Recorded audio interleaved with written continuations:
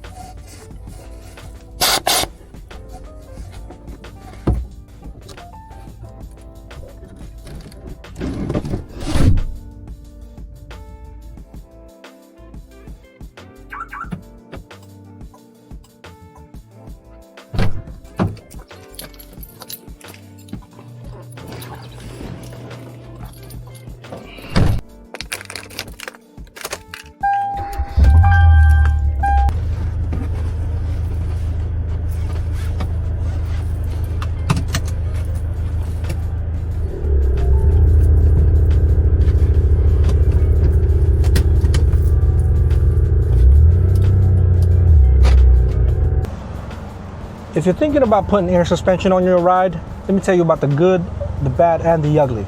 Now, it's been 3 years for me since having air suspension on my vehicle, and let me tell you guys about the unexpected truth of long-term air suspension ownership, especially here in the Philippines.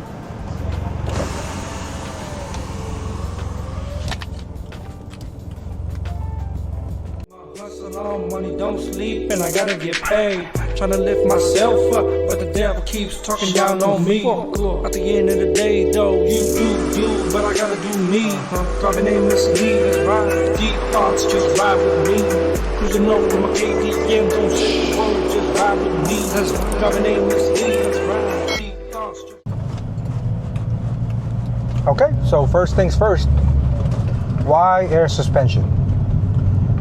Well, to tell you the truth, I only thought about air suspension when it first appealed to me that it was becoming more and more affordable.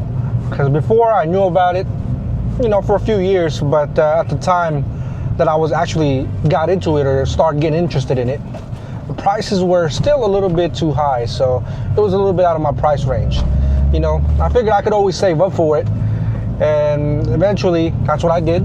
I told myself, hey, if you want this bad enough, you'll save up for it, and you'll go for it. So I went with air suspension because I liked how cars looked when they are sitting low. You know what I mean? There's just something about it that appeals to me. That a car looks good when it's driving low and slow. You know what I mean? But I mean, that's just me. That's just my personal preference.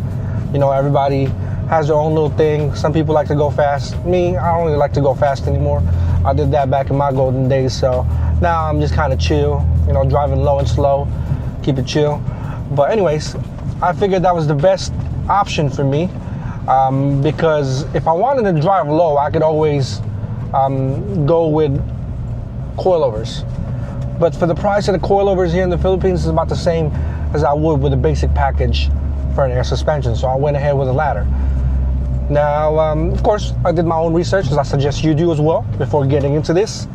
But for me, I figured it was worth a try, and I eventually, saved up enough money to be able to afford it and be able to have it installed on my car. Now, let's talk about the price range. Now, the price range typically ranges anywhere from, at least with the basic package that I had installed, ranged from about $1,000, or let's say 45,000 pesos, Philippine pesos at that. So I went ahead and saved up, as I said earlier, got my air suspension installed for the very basic package. Now this package comes with the basic installation, one pump, and a 1.5 gallon tank. That's how much air it holds. So it's a fairly small tank, but it's a slim tank, so it's a little bit wider instead of just a short stubby one, which I like. So I like the aesthetics of it all, the longer tube. That's a little bit shorter. So I went ahead with that package just to, give it a try after I did my research and went ahead and pulled the trigger on it. After a few months of, saving up a little bit more, doing a little bit more research, I figured, hey, maybe it's time for me to upgrade my system, make it a little bit more reliable, and, just make the overall experience a little bit better. So I would say in less than 6 months, after I saved up a little bit more money, I went ahead and got a second pump installed, and I also had a manual switch fitted on the car. Now the car usually just works on a remote system, which looks like it's just one of these. It's like a regular, 4 button remote control unit that controls the typical front and back, to lower it, to raise it, and having that, I was pretty much set. I figured I'd be set for, cool little bit of time before I had to do any upgrades, any maintenance, or anything major at all, really. Because at this point, I shelled out a little bit of money already. Let's just call it, let's say $1,500, give or take, which is still not bad compared to what you're getting.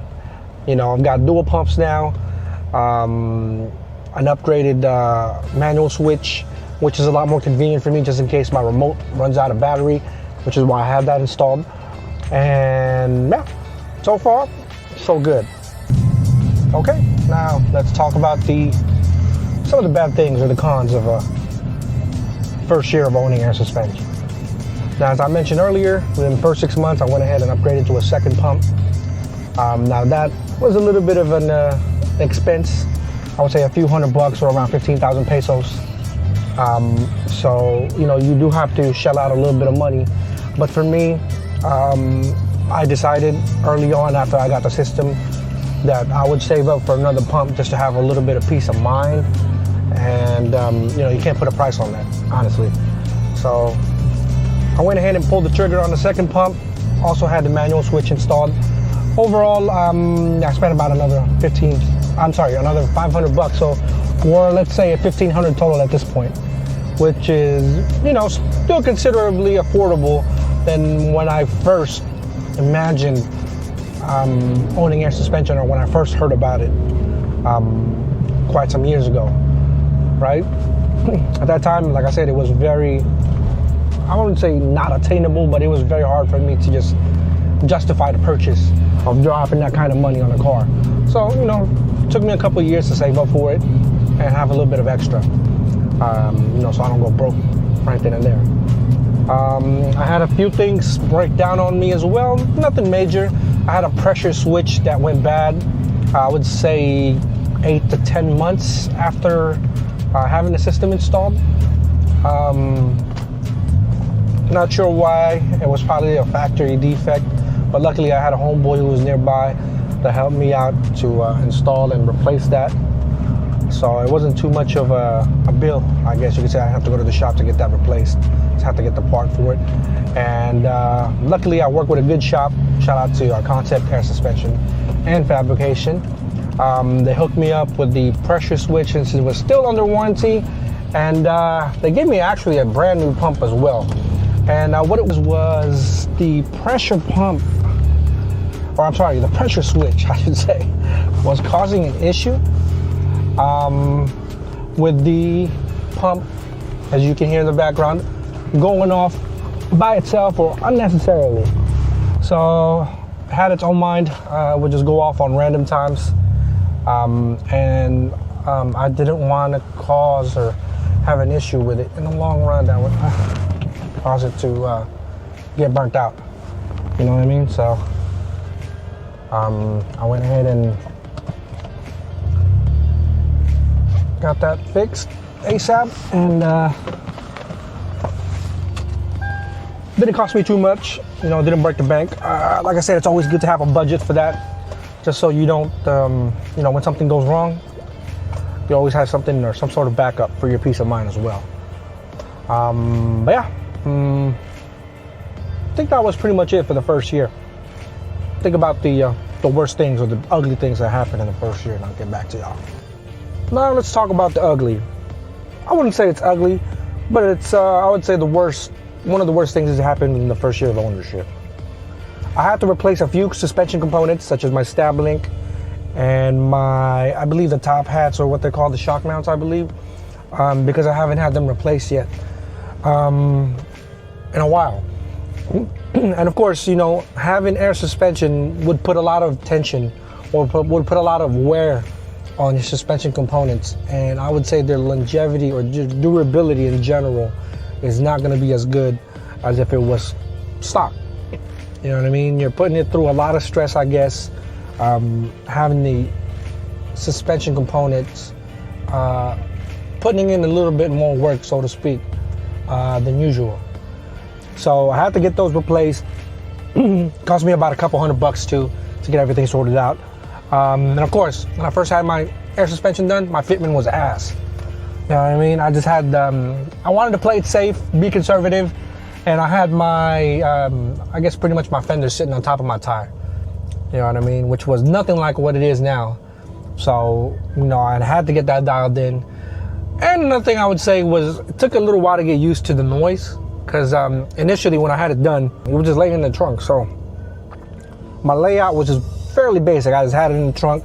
The noise was quite loud, especially inside the cabin, since I don't have anything insulated, or I don't have any noise dampening materials or sound deadening materials, I should say. So it was a bit noisy, but it wasn't too bad. It took me a little while to get used to it.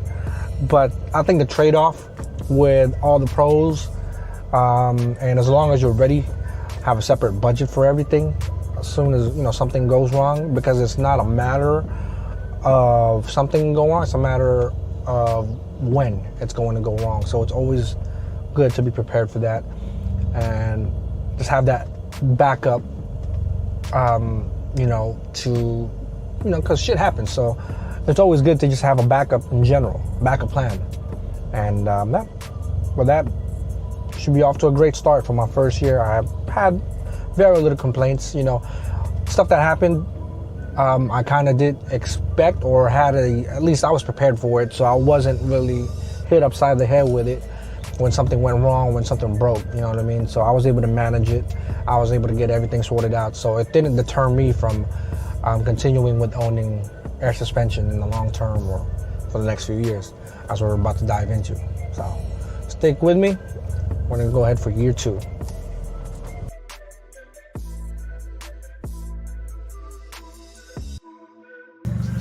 All right, so for the second year, things were going good. You know, I started getting a little bit more comfortable with riding low. As you can tell, this is my current ride height, or my usual ride height. I can go a little bit lower, but this is a conservative ride height for me. But I can go lower if I wanted to. But this is like a safe ride height for me. You know, like I said, I got a little bit more comfortable riding a little bit lower. I kind of start getting the hang, or start memorizing the presets or the usual air pressure that my front and back is usually at. And then with that, as you can see, I've got my current wheels. By my second year, I've gone ahead and changed my wheels as well. So I had to get my fitment done, and you know, got it laid out a little bit better, started working on the fitment, and yeah, so far so good. And I guess for the second year, the best part was I got my fitment dialed in, and it's as best as it's looking now. Let me give you guys a show what it looks like when it's airing out. All right, there you go, airing it out. That's what we look like. All right, so for the second year, the not so good things, or the bad things I would say that happened to the car was, I remember having a slow leak. It wasn't that bad. It was like an overnight leak where I would have the car raised up overnight, and then by the time I woke up in the morning, after a few hours, I would say about a good 5 or 6 hours, it would be aired out. So eventually we found out there was a couple of bad fittings on there. And that was my bad partially as well, because it took me a little while to do my maintenance. It took me like a year and a half to actually do my maintenance, when you were supposed to get it checked out every 6 months or so. But I felt fairly confident, since I did have my water traps, and I figured I would catch most of the moisture or the water that was getting into the tank. And then I was about right. So when I did have the maintenance done, there was hardly any water on the line, so that was a good thing. You know what I mean? And then a few other things that happened, I guess, was there was also a relay that went bad.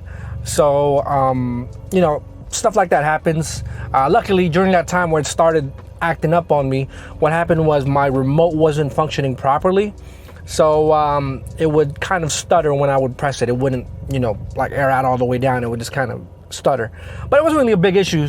You know, I kind of hit it a few times and it started working, and then eventually I got that replaced. So it wasn't really that big of a deal, or it wasn't really that big a deal breaker, I would say. One of the, I guess, one of the worst things I would say though was, of course, this is partially my bad. Being new to the air suspension, and if you guys don't know, this is my first air suspension vehicle, and for my second year, when I had my new rims and my new fitment done, I wasn't paying attention. I forgot to flip the tires. You know what I mean? This is when you flip the inside or the outside part of the walls of the tires. That usually gets less contact on the inside, so that way the inside of when you have camber, the inside of your tire usually gets worn out a little bit quicker. So to save or to be able to maximize your tires, you should flip it. If you're stanced out, if you're cambered out, you know the deal. But for those that don't know, that's how it works. Anyways, I went about 6 months with a little bit of an aggressive camber on the back where I could just go on rolling, completely aired out. By the time 6 months came in, I had to buy a new set of tires because I forgot to flip them and they were already pretty bad. And it wouldn't have looked right, or it would have looked ugly if I had them flipped. And you can see the wires on the side of the walls, on the side of the tires. And it wasn't a good look. So I figured I might as well get that shit replaced. And then other than that, I think that was about it. So, it comes with the territory. You live and you kind of, go through the little trials and tribulations of owning air suspension. And, these are mistakes that could have been avoidable, but these are mistakes that are important to learn. So that way you don't do them again the second time around. And now I'm always up to date with flipping my tires. I'm currently flipped them twice already, or the second time. So I should still have about another flip on each side if I, catch them properly. Because our tires ain't cheap. I mean, they're affordable, but they're not cheap. You know what I mean? But yeah, other than that, I would say that's the bad part for owning a suspension in year 2. All right, and last but not the least, the ugly part about owning a suspension for the second year. So I think partially because of the late maintenance, the things that I mentioned earlier with the fittings going out, the relay going bad, that was partially because of that. So that was kind of bad. You shouldn't skip out on your maintenance, I would say. And it may have caused issues that I mentioned earlier. And what I had done as well was I got a little bit too cocky, thought I was used to riding low, and I actually cracked my front lip on the second year. So I had a big little dent, or a big little crack, well, I consider big anyway, on my front lip for about a year. I was riding around that, and I eventually got it fixed. And then a few times I actually turned the wheel while I was aired out. I must have just spaced out or just kind of forgot about it. So that resulted into, I wouldn't say bacon fenders, but my fenders were definitely bent outwards. So it wasn't a good look. So I went ahead and got that replaced as well not replaced, but I went ahead and got that sorted out, flattened out when I got my lip fixed out and everything as well. My whole front end pretty much got touched up. So that was an ugly year as well because I had bacon fenders and then my lip was cracked. So it was ugly. It wasn't a good look. But like I said, that's part of, owning air suspension, going through the little trials and tribulations with the air suspension. So, I'm letting you guys know, or letting you know about the good, the bad, and the ugly, just so hopefully if you decide to get air suspension, you will avoid some of these things that's happened to me. But then again, it's probably going to happen to you, and that's probably a good experience for a lesson to be taught. So, who knows? But anyways, that's it for the second year.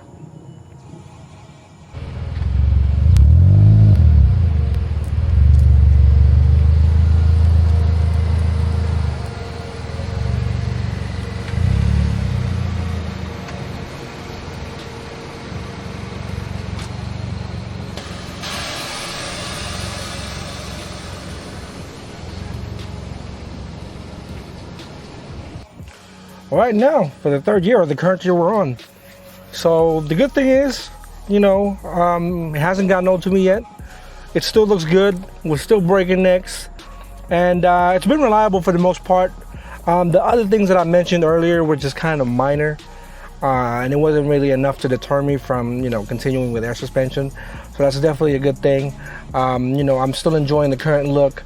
It still looks great in my opinion, and for the most part at least, the system's gotten a little bit quieter since I've done the trunk relocation of my air suspension system. So reliability is a big deal for me too, because as you know, since I switched it over to my trunk, I no longer have a spare tire. So yeah, it's either that this shit is reliable, you know what I mean?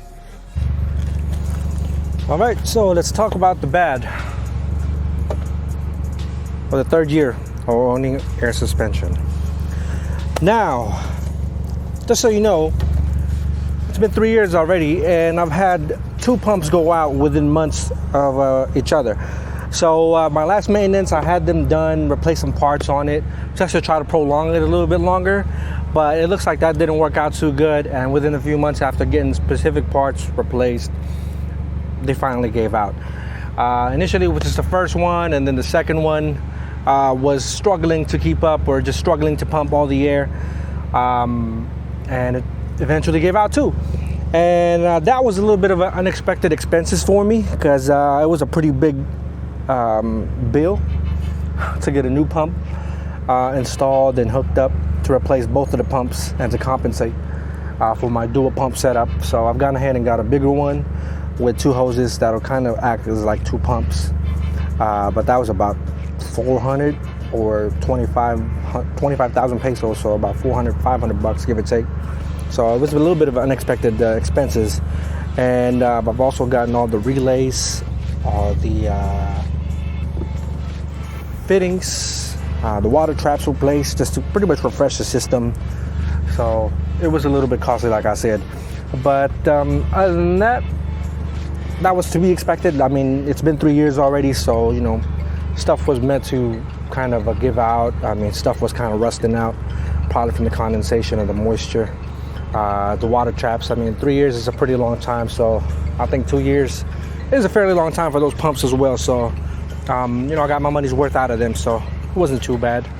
But yeah, that's the bad. But wait till you hear what's next.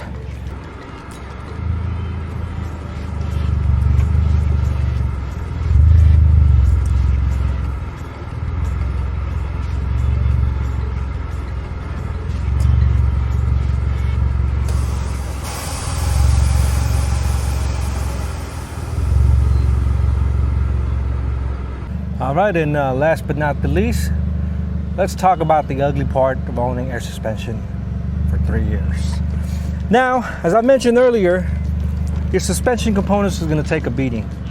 Now, I'm fairly sure that they took a pretty good beating already, since I haven't had the majority of my suspension components replaced prior to me having air suspension, since the car barely gets driven. It's a weekend car. And now, especially that I've had the air suspension done within the last 3 years, I mean, I was suspecting that something underneath was starting to go bad, or was getting there. So I went ahead and got a whole bunch of stuff done for the suspension components, such as the bushings, the rack and pinion assembly, all the mounts, all the big bushings. I've had them replaced, and that also cost me a pretty penny. But the good thing was, after the maintenance, which already kind of left a big hole in my budget, I gave it a few more months before I went ahead and tackled the suspension replacements, suspension replacement or issues. That way I can have a little bit of breathing room when I get that taken care of. So again, having the air suspension may have possibly sped up those component parts needing to be replaced, or just their wear and tear as usual. But at the end of the day, hey, I mean, if you're sitting like this, what's there to complain about? You know what I mean? That's just part of the game. You gotta pay to play, right? So, I mean, I think it's a fairly good trade. And for the most part, you just gotta prepare yourself for it. You gotta have the budget for it, prepare yourself financially for it. Because it's not a matter of when it's gonna, I mean, yeah, it's just a matter of when it's gonna break. You know what I mean? It's not if it's gonna break, it's a matter of when it's gonna break. So, you know, save up a little bit of money every now and then, just to kind of put away just for your air suspension maintenance and unexpected expenses, as I like to call it. But other than that, the trade-offs between the pros and the cons, can't beat it. I still rock with that Airsus.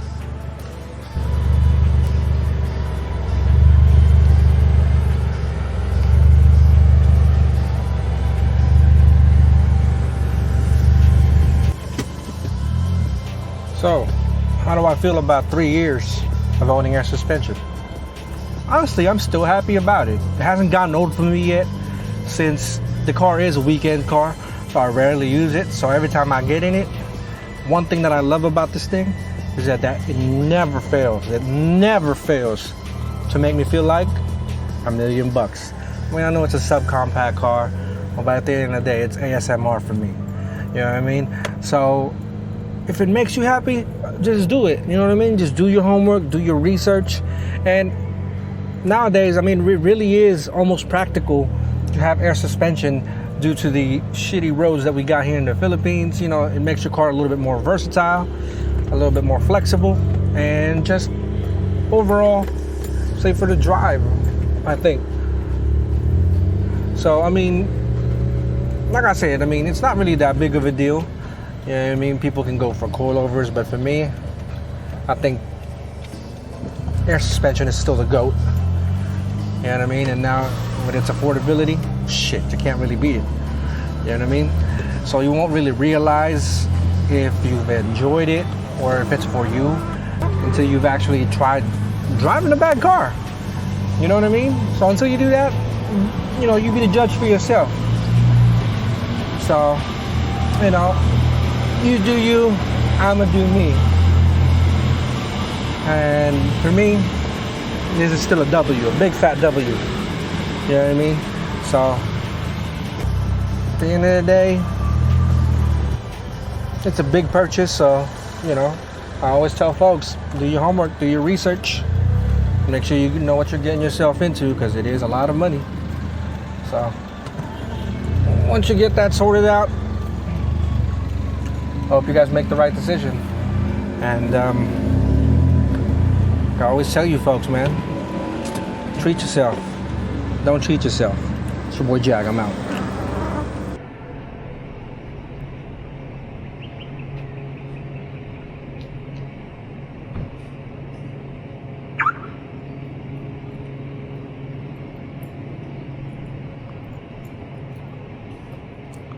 Deep thoughts, just ride with me. Cruising low with my KBM, don't say a word, just ride with me. Let's vibe.